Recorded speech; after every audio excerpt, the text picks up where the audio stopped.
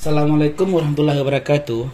Sedikit saya ceritakan tentang pertama terjadinya lafaz Sami Allahu liman hamidah di dalam salat. Setiap berpindah satu rukun kepada rukun yang lain di dalam salat, kita disunahkan untuk membaca Allahu Akbar. Namun ada satu yang berbeda, yaitu pada ketika bangkit daripada ruku ke i'tidal.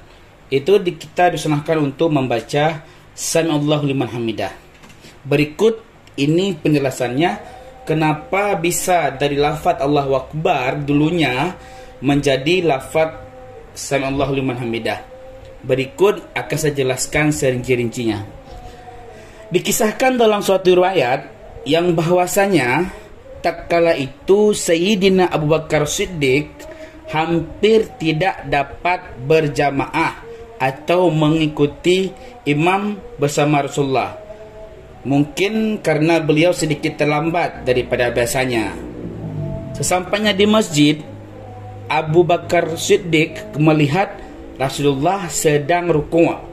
Maka tak kala itu langsung Abu Bakar mengucapkan lafaz Alhamdulillah. Karena dalam salat kita akan dihitung rakaat salat apabila kita berjumpa dengan imam di rukuk. Pertama kita seperti biasa takbiratul ihram, berhenti sejenak, langsung kita memasuki kepada rukuk. Itu masih dihitung sah rakaat dengan imam. Maka tak kala itu Abu Bakar mengucapkan Alhamdulillah, yang artinya segala puji bagi Allah. Dan kemudian Abu Bakar salatlah mengikuti Rasulullah. Sebelum Rasulullah bangkit dari rukuk, kemudian datanglah malaikat Jibril kepada Rasulullah seraya membawakan sebuah pesan dari Allah Subhanahu wa taala kepada Rasulullah untuk dapat menggantikan lafaz Allahu Akbar menjadi lafaz Sami Allahu liman hamidah setiap bangkit dari rukuk ke i'tidal. Maka ketika itu pun Rasulullah menggantinya. Sebelumnya semua ketika bergantian rukun ke rukun yang lain tetap diucapkan Allahu Akbar. Namun sekarang Rasulullah diperintahkan oleh Allah untuk menggantinya menjadi lafaz Sami Allahu liman hamidah.